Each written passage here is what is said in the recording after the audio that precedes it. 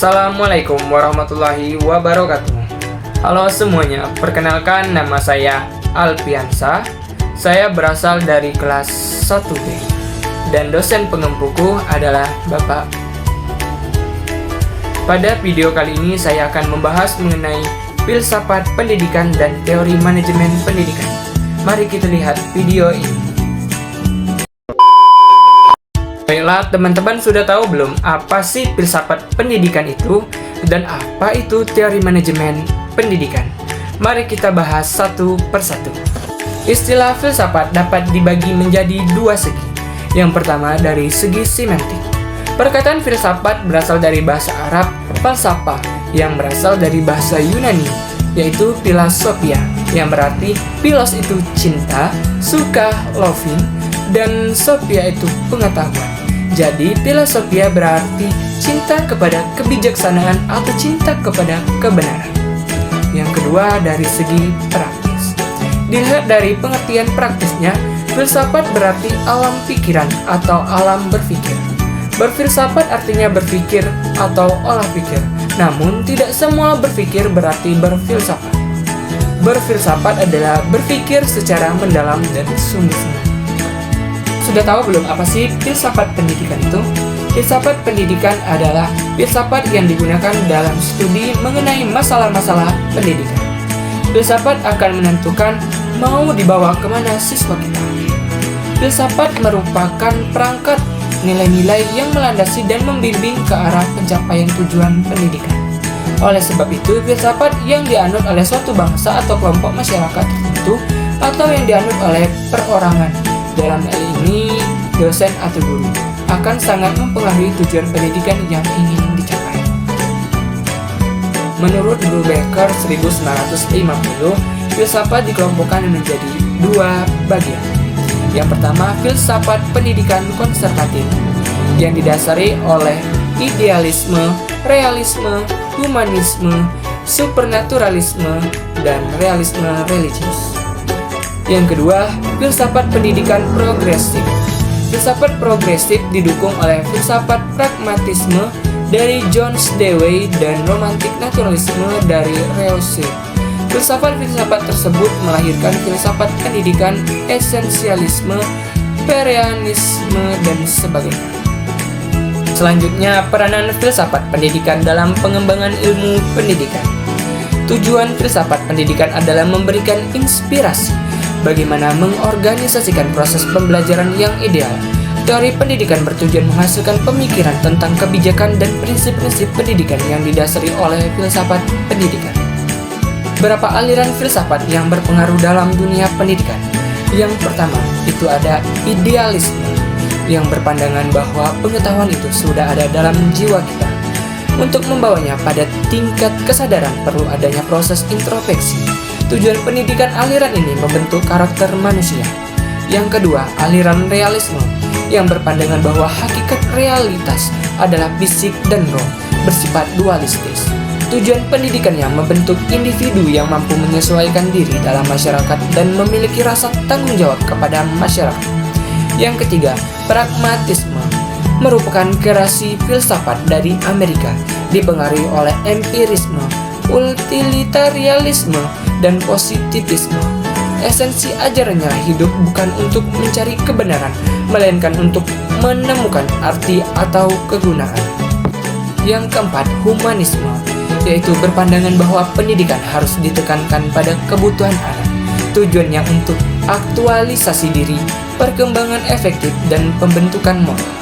Yang kelima, paham behaviorisme, memandang perubahan perilaku setelah seseorang memperoleh stimulus dari luar merupakan hal yang sangat penting.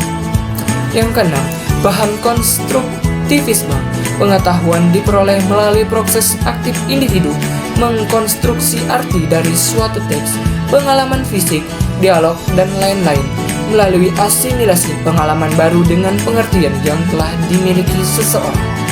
Ada 6 persoalan mengenai filsafat.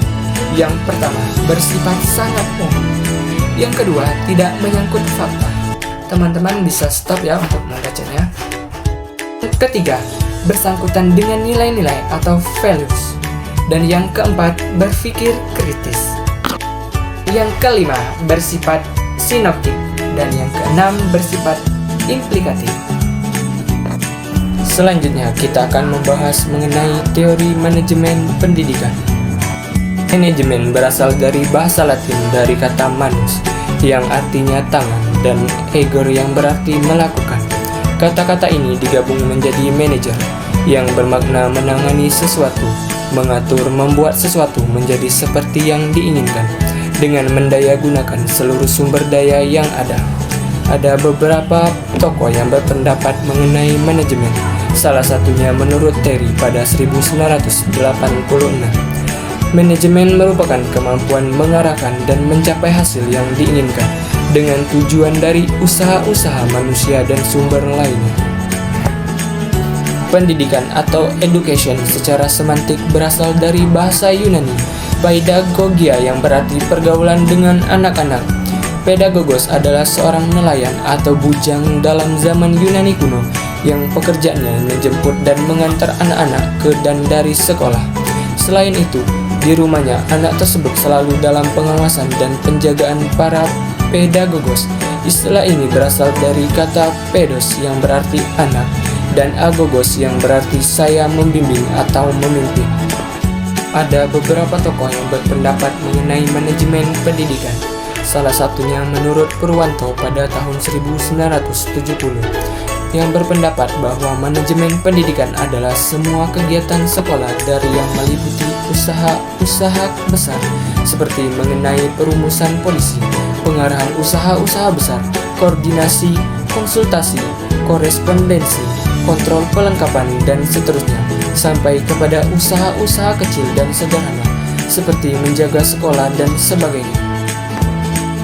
Menurut Usman dan Henry Foya, unsur-unsur manajemen pendidikan terdiri menjadi 6M. Yang pertama man atau manusia, yang kedua material atau barang, bisa di stop untuk membacanya. Yang ketiga, machine atau mesin. Yang keempat, money atau uang. Yang kelima, method atau metode. 6. Market atau pasar. Yang ketujuh, minute atau waktu. Selain itu, manajemen pendidikan juga mempunyai tujuan dan manfaat menurut Kurniadin dan Mekali. Antara lain yang pertama, terwujudnya suasana belajar dan proses pembelajaran yang aktif, inovatif, kreatif, efektif, dan menyenangkan. Yang kedua, terciptanya peserta didik yang aktif mengembangkan potensi dirinya untuk memiliki kekuatan spiritual, keagamaan, pengendalian diri, kepribadian, kecerdasan, akhlak mulia, serta keterampilan yang diperlukan dirinya masyarakat, bangsa, dan negara. 3. Terpenuhinya salah satu dari 4 kompetensi tenaga pendidik dan tenaga kependidikan. Tertunjangnya kompetensi profesional sebagai pendidik dan tenaga kependidikan sebagai manajerial. 4. Tercapainya tujuan pendidik secara efektif dan efisien. 5.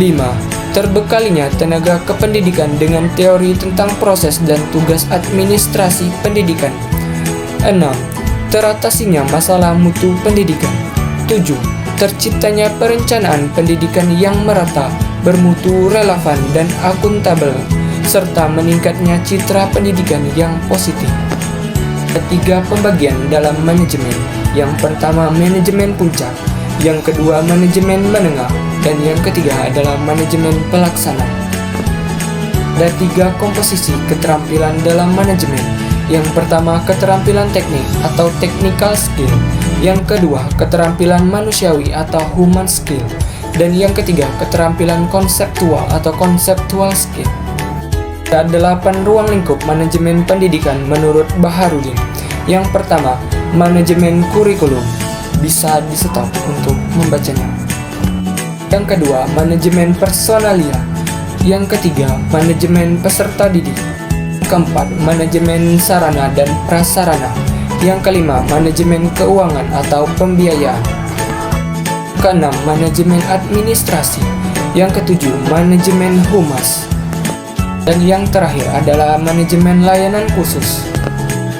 Ada 5 prinsip-prinsip manajemen pendidikan menurut Douglas. Yang pertama, memprioritaskan tujuan di atas kepentingan pribadi dan kepentingan mekanisme kerja. Yang kedua, mengkoordinasi wewenang dan tanggung jawab. Yang ketiga, memberikan tanggung jawab pada personil sekolah, hendaknya sesuai dengan sifat-sifat dan kemampuannya. Yang keempat, mengenal secara baik faktor-faktor psikologis manusia. Dan yang kelima, relativitas nilai-nilai. Prinsip-prinsip tersebut memiliki esensi bahwa manajemen dalam ilmu dan praktiknya harus memperhatikan tujuan, orang-orang, tugas-tugas, dan nilai-nilai. Tujuan dirumuskan dengan tepat sesuai dengan arah organisasi, tuntunan zaman, dan nilai-nilai yang berlaku. Tujuan suatu organisasi dapat dijabarkan dalam bentuk visi misi dan sasaran-sasarannya. Tadi pemaparan materi mengenai filsafat pendidikan dan teori manajemen pendidikan. Terima kasih. Wassalamualaikum warahmatullahi wabarakatuh.